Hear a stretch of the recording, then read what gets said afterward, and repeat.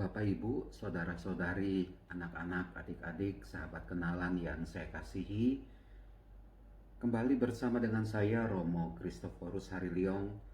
Kita akan merenungkan bacaan Injil pada hari ini, Minggu 10 Januari 2021. Hari ini adalah pesta pembaptisan Tuhan.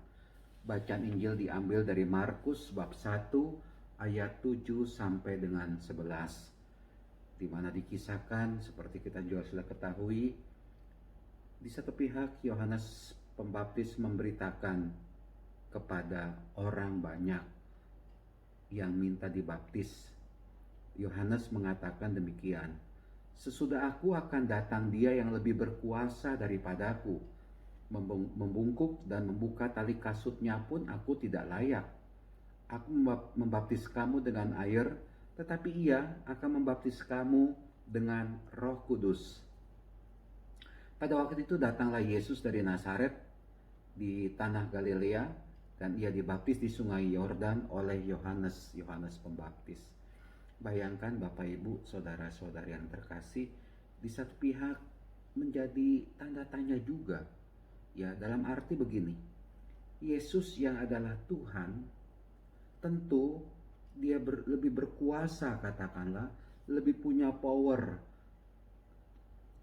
Keilahiannya itu nampak. Dia adalah putra Allah, anak Allah, Allah yang menjelma menjadi manusia. Kok mau dibaptis oleh seorang manusia yang bernama Yohanes Pembaptis? Bukankah harusnya sebaliknya? Karena yang lebih berkuasa adalah Tuhan.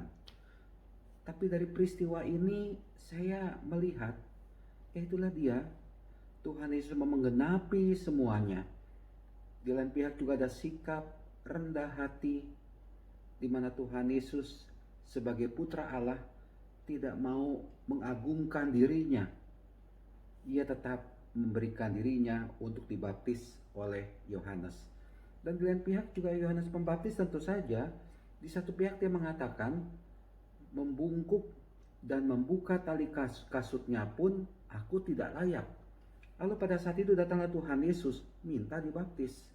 Ya, tapi inilah dia, ya, suatu kerendahan hati, suatu ketulusan, kerendahan hati dari Tuhan Yesus, suatu ketulusan dari Tuhan Yesus, dan suatu pelayanan dari Yohanes Pembaptis, sehingga akhirnya semuanya itu terjadi. Tapi yang menarik di sini adalah pada saat keluar dari air, Yesus melihat langit terkoyak dan roh seperti burung merpati turun ke atasnya. Lalu terdengarlah suara dari surga, "Engkaulah anak yang kukasihi, kepadamulah aku berkenan."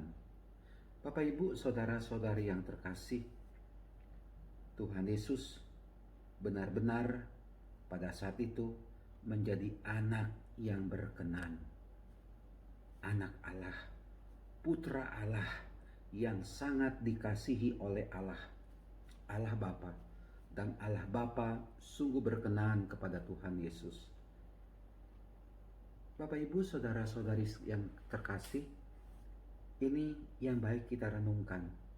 Engkaulah anak yang kukasihi, padamulah aku berkenan.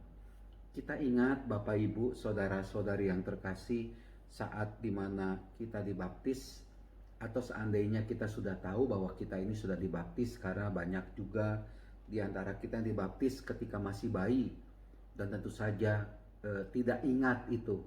Kalau saya dibaptis kelas 3 SMP 13 Desember 1984, saya masih ingat itu. Saya dibaptis masih remaja, kelas 3 SMP. Kalau Bapak Ibu dibaptis ya remaja, ya dewasa, ya saat-saat sekarang ini tentu masih ingat itu.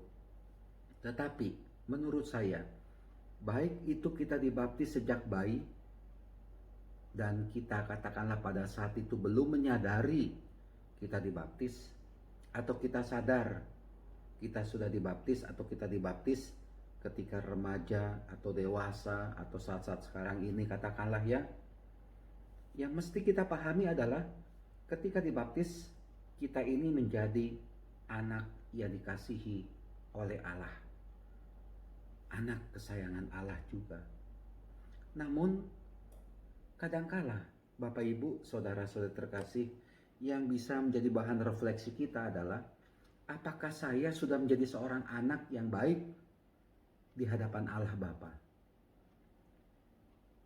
Apakah saya sudah menjadi anak yang penurut, menjadi anak yang mencintai, mengasihi Allah sebagai Bapa? Apakah kita sudah mengikuti, sebagai anak itu mengikuti apa yang dikehendaki oleh Allah Bapa? Mengikuti teladan Tuhan Yesus. Baptisan itu mengangkat derajat kita. Kita bukan lagi sebagai manusia biasa, kita bukan lagi sebagai manusia lemah yang dikuasai oleh kedagingan, tetapi begitu Allah berkata kepada Tuhan Yesus dan juga berkata kepada kita, "Kepadamulah aku berkenan." Berkenan karena apa? Ya karena kita mau dekat dengan Allah. Karena kita punya junjungan, yaitu Tuhan Yesus sendiri, di mana akhirnya membuat hidup saya berkenan di hadapan Allah. Ada kalanya dalam hidup ini kita kurang menyadari bahwa kita ini adalah anak-anak Allah. Hidup serampangan. Atau menjadi anak durhaka katakanlah. Ya, kita berdoa juga kepada mereka yang sudah meninggalkan Tuhan Yesus. Ya sudah, itu memang sudah jalannya. Mau diapakan lagi? Yang penting dia atau mereka itu berbahagia. Tapi mari kita sebagai anak-anak Allah yang dikasih oleh Allah, yang mempunyai pedoman, penuntun, yaitu Yesus sendiri, mari kita sungguh menjadi anak yang berkenan di hadapan Allah. Mengikuti apa yang dikehendaki oleh Allah kepada kita sekalian. Mau setia, dah itu saja. Setia kepada Allah. Setia kepada Allah Bapa. Mengikuti Tuhan Yesus, setia kepada Tuhan Yesus. Dibaptis itu gampang, tapi untuk bisa setia dalam kehidupan kita sebagai pengikut Kristus, sebagai orang Katolik, sebagai orang Kristen, sebagai orang Kristiani, itu yang mau terus-menerus kita pupuk dalam kehidupan ini. Setia. Supaya kita bisa setia apa? Kita menjalin relasi yang akrab dengan Tuhan. Banyak berdoa, mengikuti Ekaristi meskipun secara online. Kegiatan-kegiatan rohani bisa kita lakukan, ya. Membaca kitab suci, membaca buku-buku rohani. Yang penting kita mau menjalin relasi dengan Allah. Berdoa rosario, banyak sekali cara yang bisa kita lakukan supaya kita ini sungguh bisa menjadi anak Allah. Dan yang penting juga adalah mari kita ini mau tampil sebagai orang yang berkenan di hadapan Tuhan. Menjadi orang yang berkenan, jadi anak yang berkenan kepada Allah. Ya, kita isi hidup kita ini dengan cinta kasih. Kita isi diri kita ini dengan kebenaran, dengan kebaikan. Kita isi diri kita ini untuk melakukan hal-hal yang mulia. Perbuatan, perkataan kita ini untuk memuliakan Allah. Kita isi hidup kita ini dengan semangat mau memperhatikan sesama. Kita di satu pihak memang punya iman kepada Tuhan, kepada Allah. Tapi di lain pihak juga punya tindakan yang nyata dari iman tersebut. Perbuatan, tindakan, perkataan yang sesuai, yang berkenan di hadapan Allah. Ini yang mau terus-menerus kita perhatikan. Nah, Bapak Ibu, saudara-saudara terkasih, menurut saya dengan rahmat baptisan yang sudah kita terima, mari kita sadari bahwa kita ini adalah anak kesayangan Allah. Saya, Anda, anak kesayangan Allah yang senantiasa mau dekat, yang penting setia kepada Tuhan Yesus, setia kepada Allah Bapa.